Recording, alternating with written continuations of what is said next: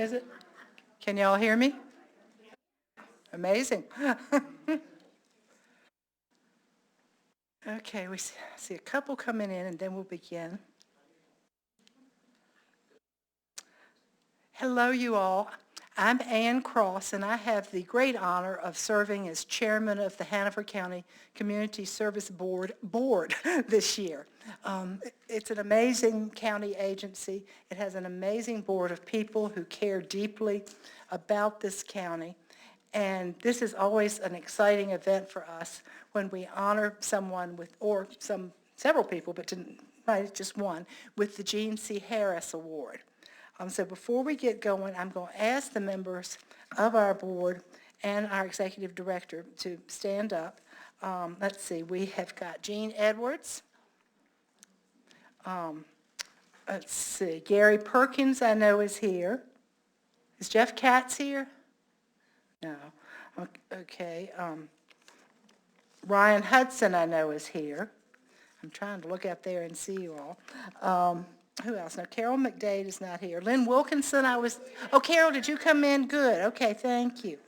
Okay. Sue Nelson, you are here. We have a very new board, so we're all getting to know each other. How about Robin? Is Robin Trivet here? She's our very newest member. And then Melissa Young, who's become one of the oldsters. And Melissa is in charge of this event tonight, and I really appreciate all her help. We always have one member of the Board of Supervisors who serves on our board, and we're really lucky now. It's Angela Kelly Wysick, and she's here. And Angela, don't you want to say a few words?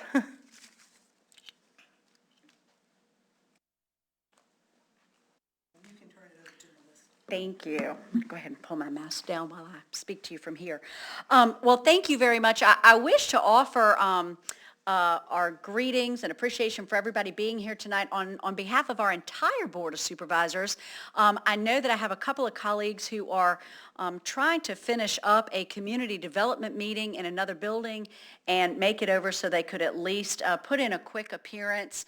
Sometimes there's just too many meetings and not enough afternoons to complete them all.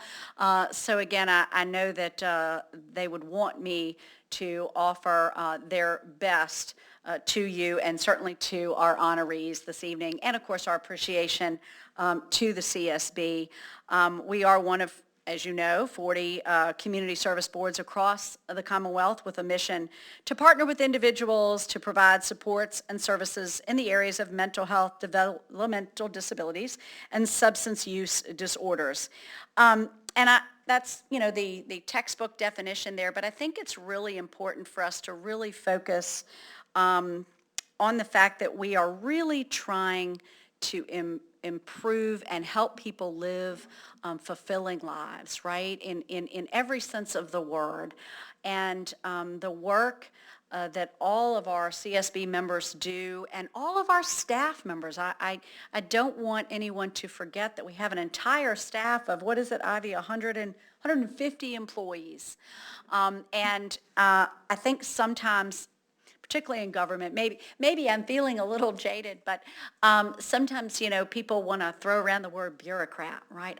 Just a government bureaucrat or somebody who's interested in pushing paper or checking boxes. And I just want to reassure you, this is my 10th full year working in local government, and it pleases me to say that there are an awful lot of people who are doing this as a vocation. They are doing it because it is their life's work and their passion, and they are truly trying to help people.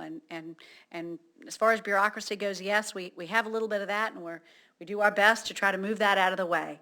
But that's why it's wonderful when we have the example of someone like Gene C. Harris to look at us, who was a community member who stepped forward and said, this is something this is something that communities can come together and accomplish. And so with that, I am going to turn this over to Melissa, who is going to speak to you next, and we will move this awards presentation on so that we can honor this year's honoree. So thank you very much. Again, thank you all for being here.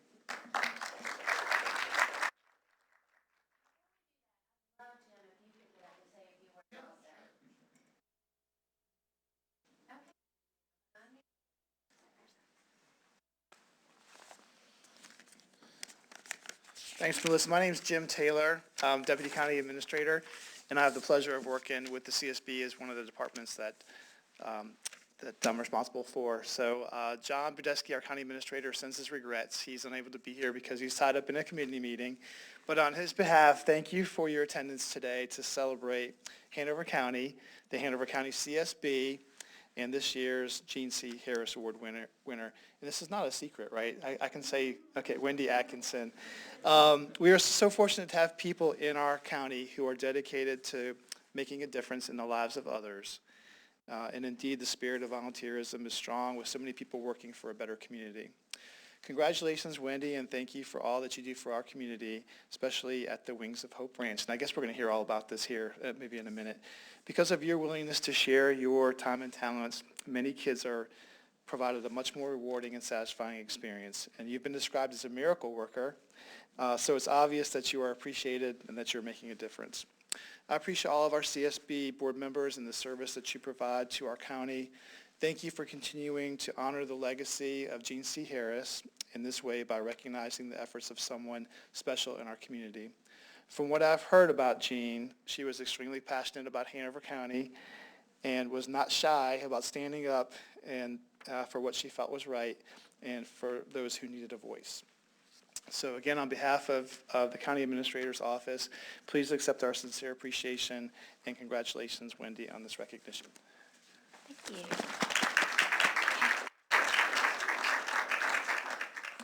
All right, I have my little notes here. As you can tell, I've been running around trying to get everything together, but it's so worth it. I'm so excited to be here tonight for you, Wendy, and I can't wait for all of your story to unfold as we go through our little journey of discussion here. And you must be Allison over there. Yay, okay. So let me get started. Got a few notes. So Scott's here. The Gene C. Harris Award for Excellence. And I just want to say this is excellence. This isn't the Gene C. Harris Award for good or mediocre. This is excellence, and that's how we think about who the winner should be.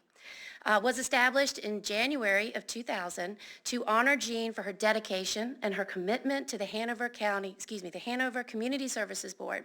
For more than 20 years now, for more than 20 years, Jean served as an advocate and community leader, bringing much attention to the needs of those in our community who were receiving services through the CSB. So I now invite her son, Scott Harris, to tell us more about Jean and her legacy in the community. So come on up, Scott.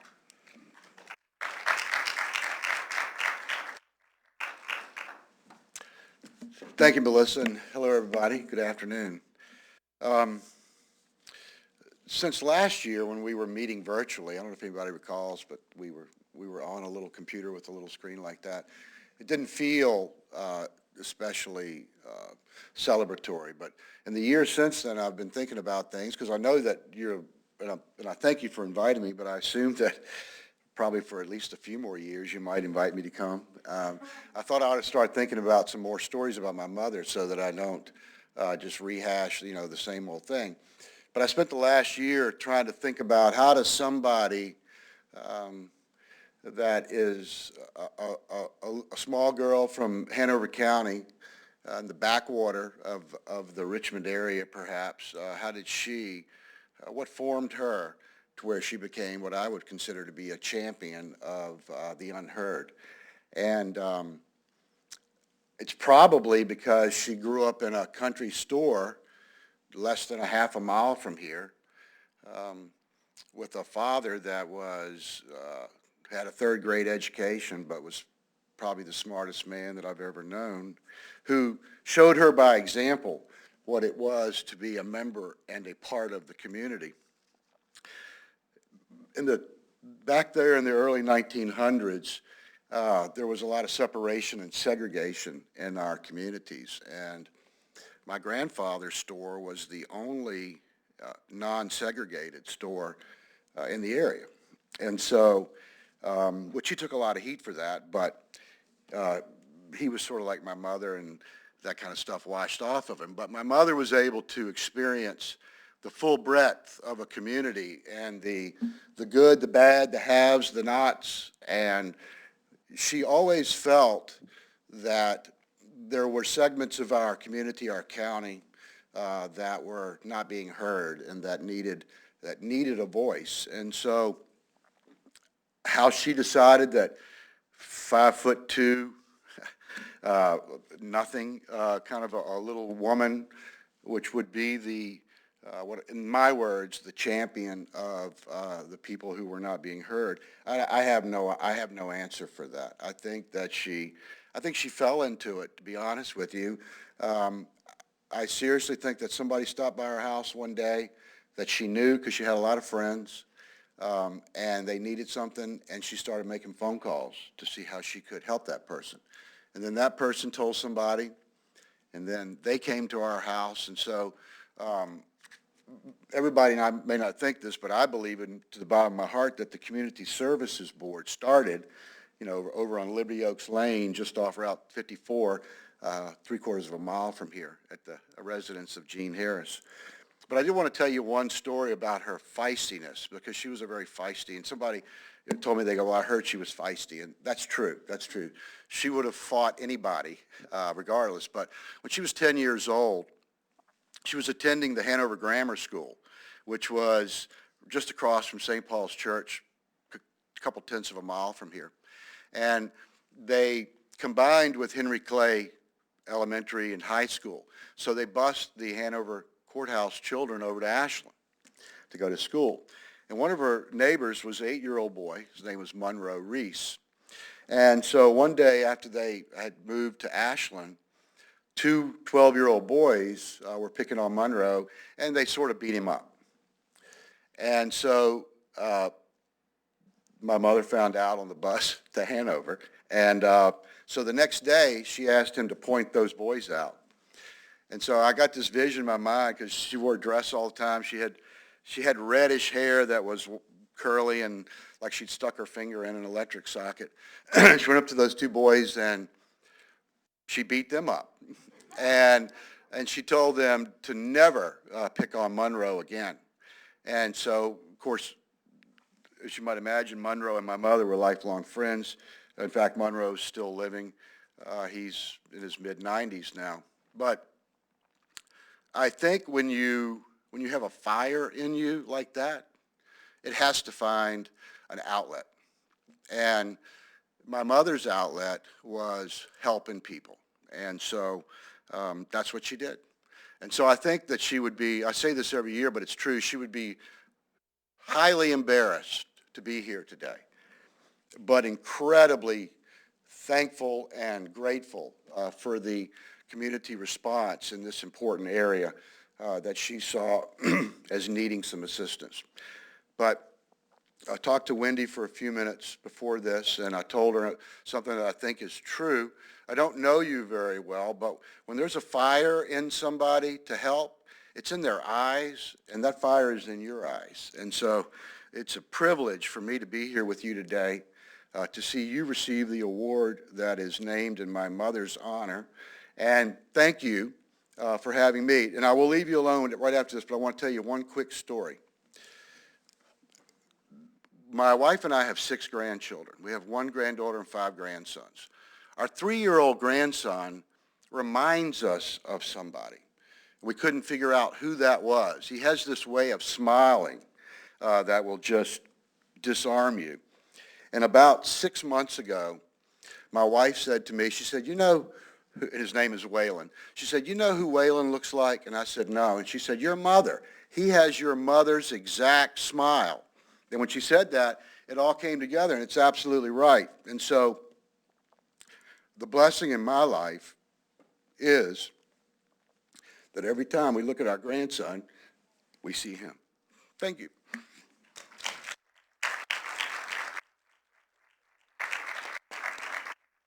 Thank you so much. I'm just checking, because I'm not sure, do we have any past winners from the GNC Harris Award here tonight? If you've not seen any of some of the other remarkable people in our community, check out the Hanover YouTube channel, and you can see some of the past winners. And it's just amazing that people like Wendy are just walking around amongst us. And so really take a look and see what you see out there. So, for the 2021 Gene C. Harris Award for Excellence, it is my pleasure to introduce this year's honoree, Wendy Atkinson. Would you come up here and stand for us?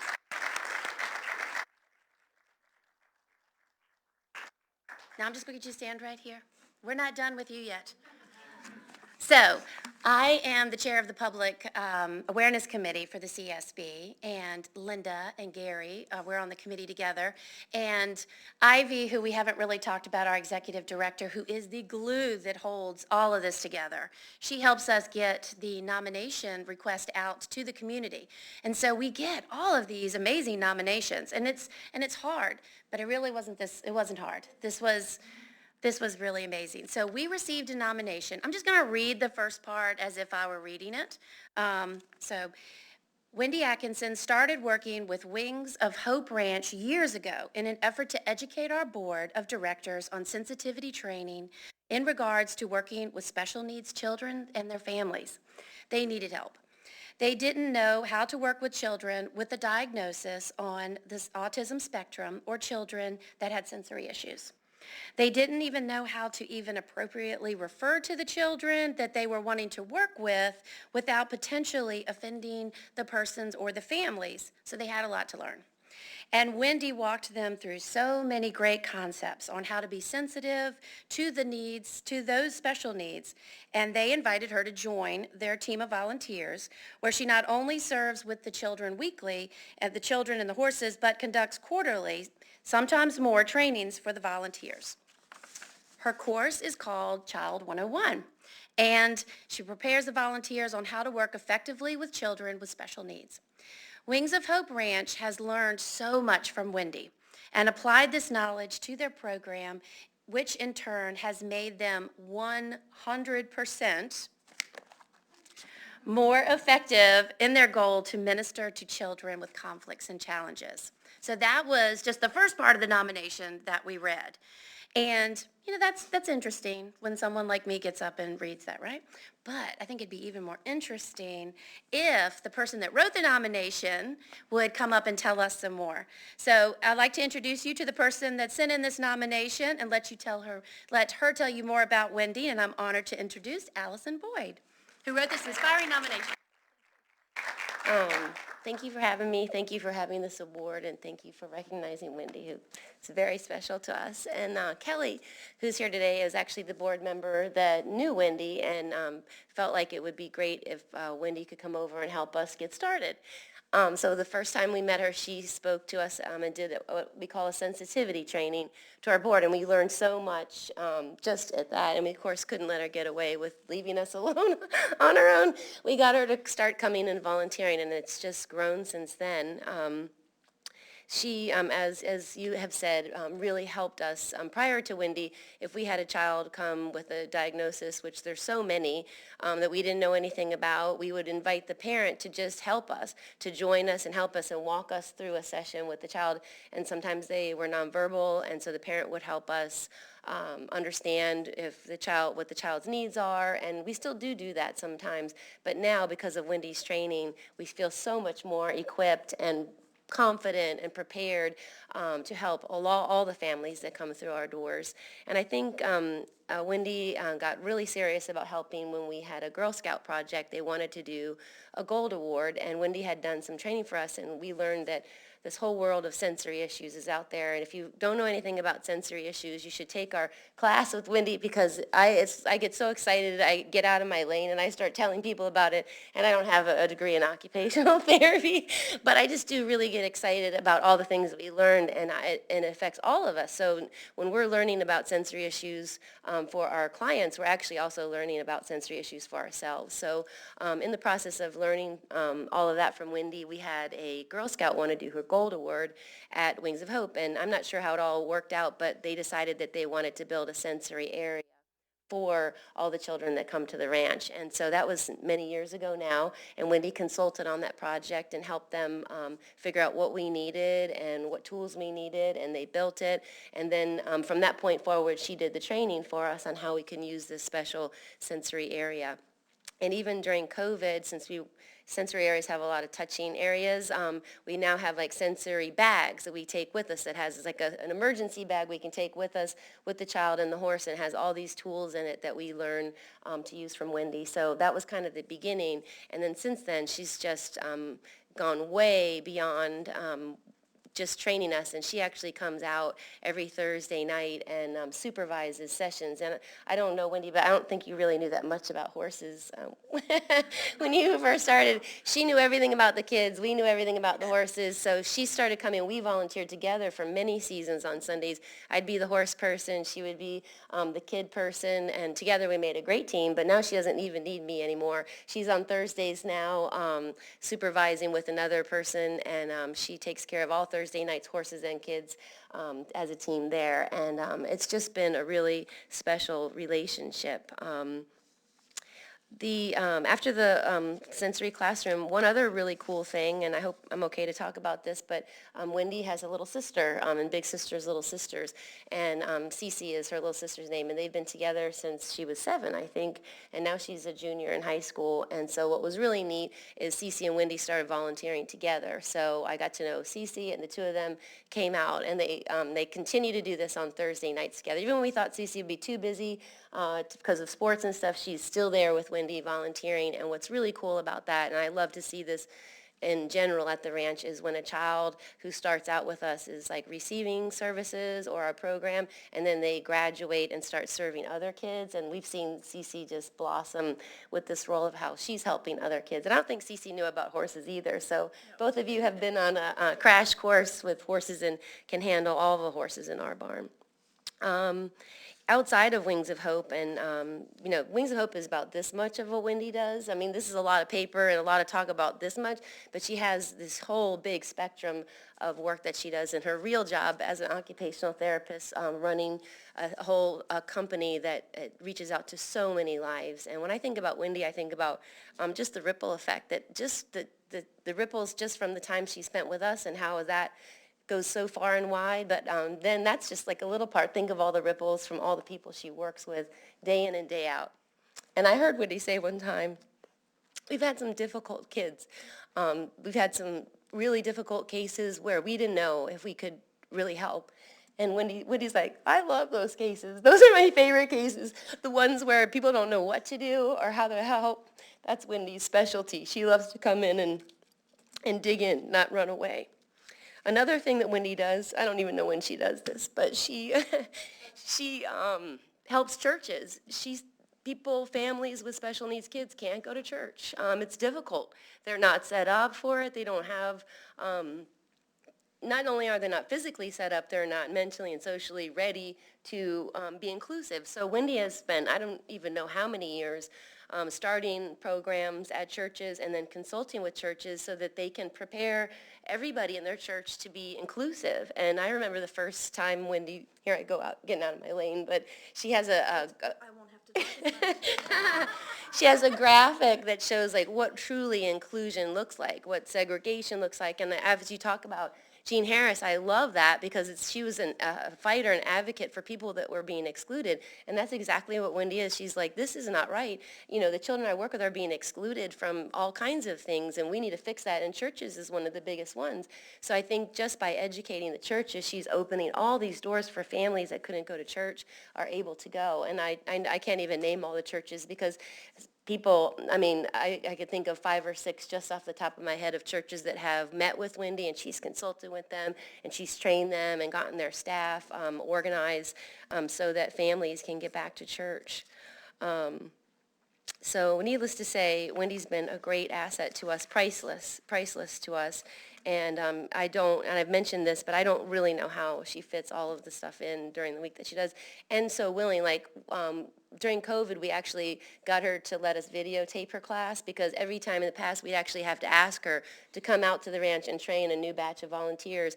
And she was almost resistant to do it because she really likes being there in person.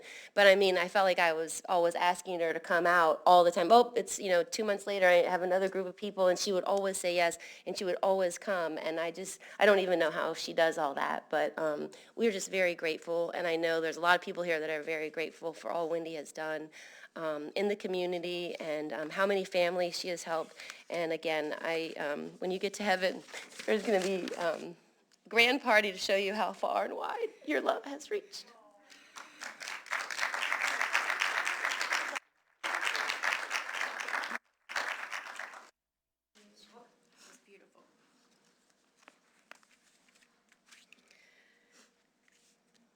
Wendy.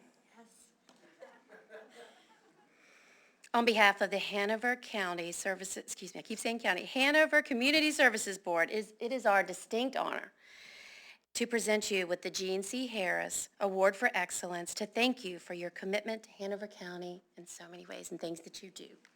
So, congratulations and thank you for this award.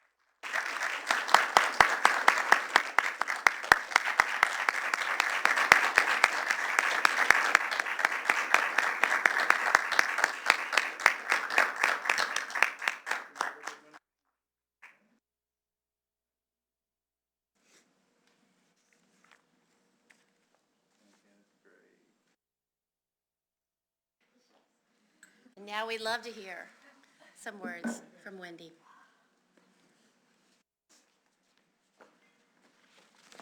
I would much rather be in the background, but I'm going to give this a go. Thank you, Wings of Hope, Allison.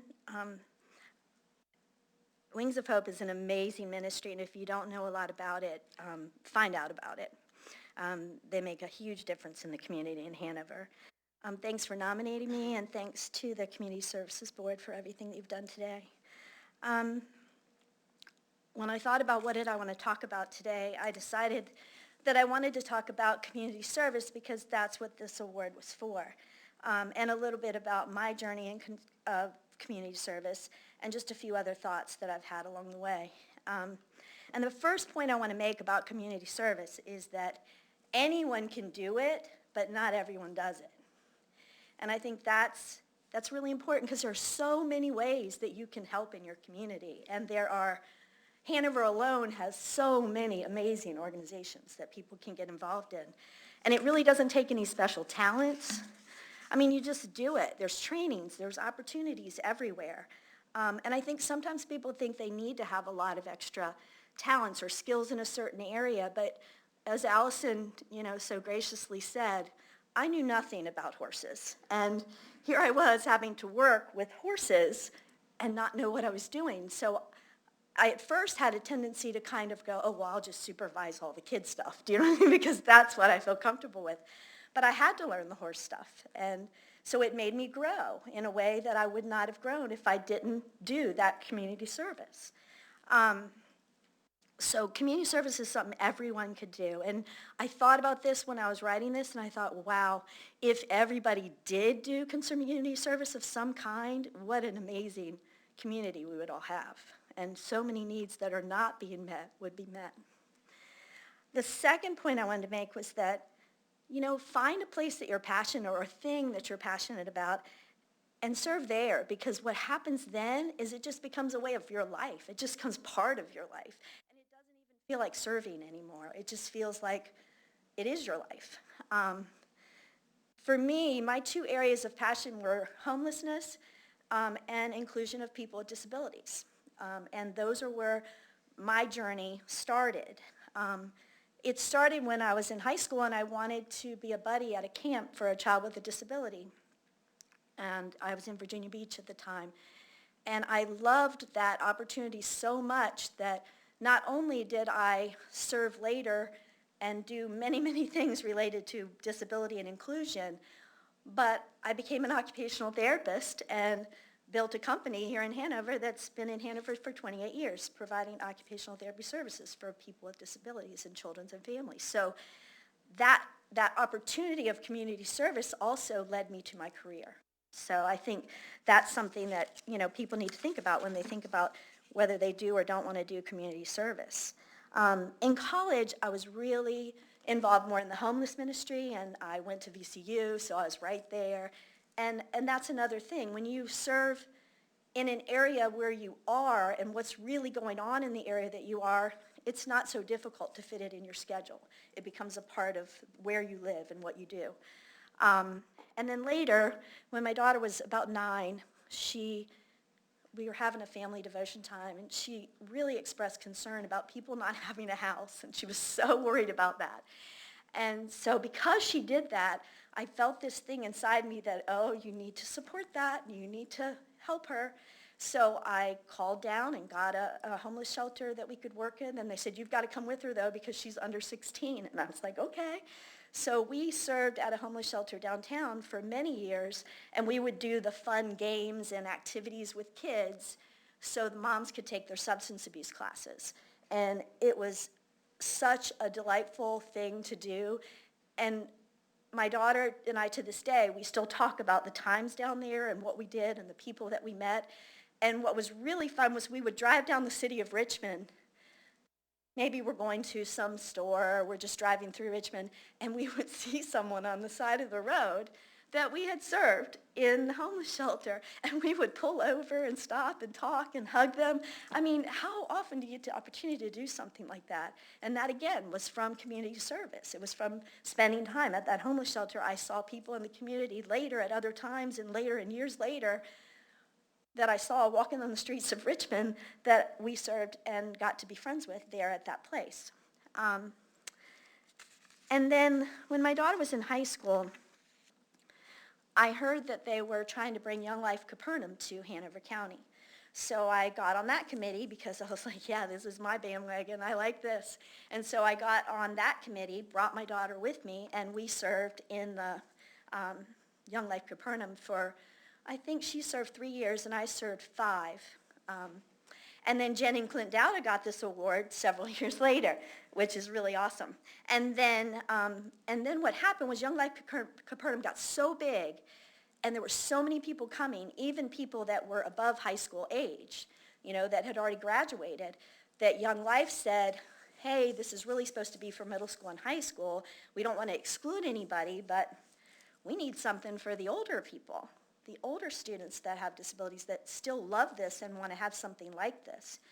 And so myself and a few other people that some of you all know because they won last year, Friends for Life Committee, we all got together and went to my church, Cool Spring Baptist Church, and we asked if we could have it there.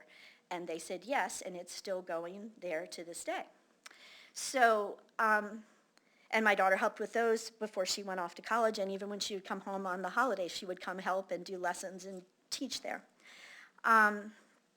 Somewhere in the midst of all that, I got this idea in my head that I wanted to be a big sister, like Allison mentioned. And so 8.5 years ago, I became a big sister through the Big Brother, Big Sister program in Richmond. And my little sister wanted to be here, but she could not today because of sports, always. I can't even tell you what this child has brought to my life. But she was 7 when we started, and she's a junior in high school. And we did decide, like Allison said, when she was 13, I told her, you know, community service is really important. I want you to get involved in something like that. Do you want to do that with me? And she said yes. And so I gave her a few ideas, and she picked Wings of Hope, and that's where the story started. And she has absolutely loved it, and it's been a big experience for her because it's different, way different than anything she experiences in the city of Richmond. And it's a new place and new people and horse skills and things she would have never had before, and it built a lot of confidence in her and also a lot of responsibility. And she wouldn't care if I said this, you know, she has ADHD, so she's a little all over the place, you know, but so am I. So we fit really well together. I laughed when the first day I had her and we went out to a restaurant, and she's like upside down in the seat at the restaurant and her legs are up, and I'm like, oh yeah, we're gonna be fine together. But she's grown so much by being a part of Wings of Hope as well, and I think that when you bring somebody along with you, that's another important part of community service. You know, take somebody with you when you do it, because that might be what they need to get out there and do it. And so at Wings of Hope, I mean, I can't even tell you how they bless students and families. It is so wonderful to watch the way these kids learn about the horses, and horses are so sensory and so emotional that they really understand what these kids are going through, and they really seem to like build these bonds with them that you just couldn't imagine could happen. And I do want to share one story about a young lady who I was doing therapy with for Hanover County, FAP team. And she was having significant difficulties. She came from a family who both parents did drugs, and as 2 years old, she ran the streets of Roanoke. And she got brought to Hanover to live with her aunt and uncle. And, but things weren't going well there for her.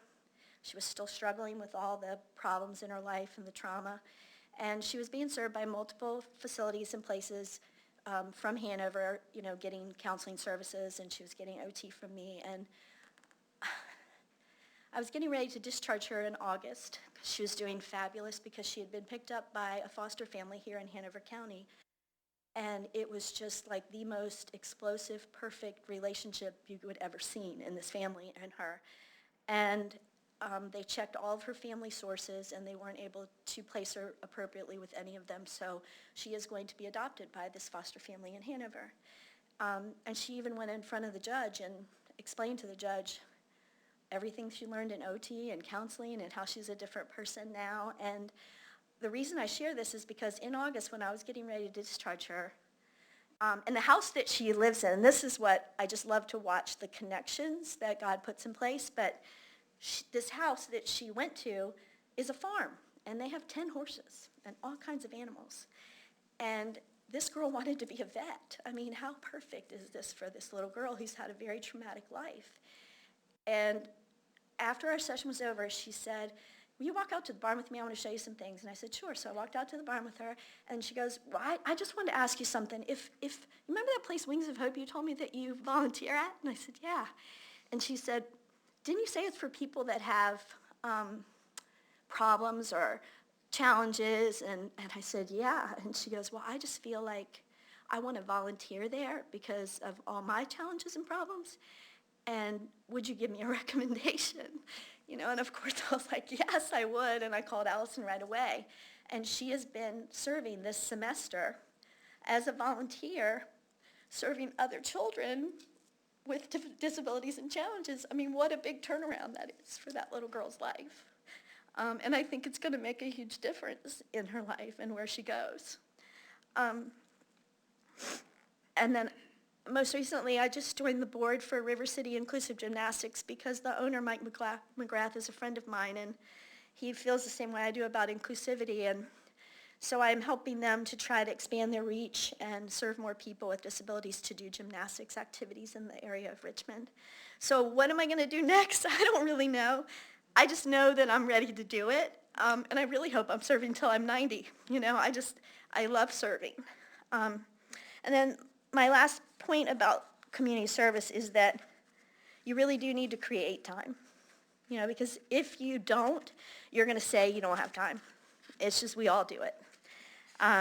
So you need to kind of find what fits in your life and what fits with what you're doing at that time, because you see mine is all over the place, and it was according to where I lived and the stage of my life and what was happening, and I was still able to serve. But it was different. All the different parts of my life, it was a different place and a different time. And there's other people that serve in the same place for 20 or 30 years, and that's equally just as special. But you don't know how you're going to be. And whatever way you're going to be, you just have to find what that is. I can't really even picture my life without all the people that I've met along the way in all these different places. And I just feel like, you know, we just need to step up and say, hey, I'm here, use me. You know, that's what we need to say. And I read this article, I think it was 3 years ago, and it came up in my Facebook memories today. And I read it this morning when I got up, and I said, oh my gosh, I have to put that in today because this is important for people to hear. And so it says, the article said this: helping, fixing, and serving represent 3 different ways of life. When you help, you really see life as weak. When you fix, you see life as broken. But when you serve, you see life as whole. Fixing and helping can even be done with your ego, but service is the work of the soul. Service is a relationship between equals, strengthening the person doing it as well as this person receiving it. Fixing and helping is draining, and you burn out.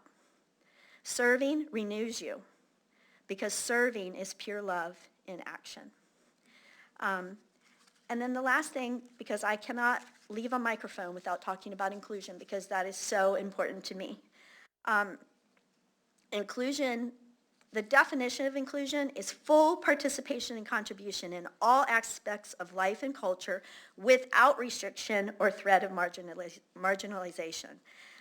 All that means is all barriers are removed and everyone can participate in every part that the community has to offer. But that's hard for people. People have a hard time with that and they don't know how to do it. And there's even some misconceptions, and the community needs a lot of strong advocates that are able to look at situations and figure out how to get access for people. And I'm not just talking about physical access, it's all kinds of access. And so I want to kind of end with a biblical story that I think is really, for me, talks a little bit about community service and why it's important. And it's the story of the young lame man who was trying to get into the house where Jesus was teaching. And the crowds were busting out of the house, and they couldn't get in. And he couldn't walk, so he couldn't walk his way in. He couldn't push his way in. So what happened? Some friends put him on a mat, climbed on the roof, and lowered him down into the house. Well, the main thing I think about when I think about that is, number one, these community friends did not see his disability. That didn't matter to them. They did not see the crowds as an obstacle either. They didn't think that was an obstacle. So they just assessed the situation and found out a way to get him in. And I'm not sure. I think some of the people in the house probably saw they needed to get in, but ignored it, because that happens in our community. But for the most part, I think most of the people had no idea he was trying to get in. No idea. Because they were too busy with their own life and not enough aware of what's happening in the community. And so, but those select few, they took time to notice and open the doors for that young man. But the story doesn't really end there. As when he was lowered down, Jesus took the time to stop and take notice of him. He even used him to make his most important point in the crowd as part of his teaching. Well, why is that important? Well, to me, it's important because Jesus was able to use him in his story to teach the crowd something in a unique way that helped the community of people see things with a different perspective. And it also opened their eyes to the needs of other people around them. Community service is the same thing. It makes us see others in a different light. It decreases our sense of judgment of other people, and it gives us a diverse love for all kinds of people. And it also gives us a greater sense of the needs around us and how we can use our skills and talents to meet those needs. So I would like to end with a quote from Jean Vanier, who is a big advocate of inclusion, and it says this: "Each human being, however small or weak, has something to bring to humanity. As we start to really get to know others, as we begin to listen to everybody else's stories, things begin to change. We begin that movement from exclusion to inclusion, from fear to trust, from closeness to openness, from judgment and prejudice to forgiveness and understanding. It's all a movement of the heart." Thank you.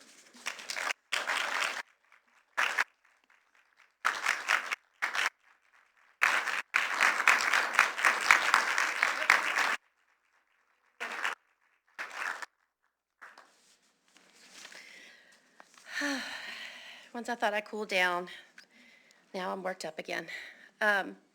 We think that it's clear why Wendy was selected as the recipient of the 2021 Gene C. Harris Award for Excellence. Without a doubt, she exemplifies the efforts of Ms. Harris. And we are thrilled to recognize her contributions this evening. Congratulations again, and thank you for your service to the community. And thank you all for being here tonight. This concludes our program, and thanks for celebrating with us, and have a great rest of your evening. Thank you.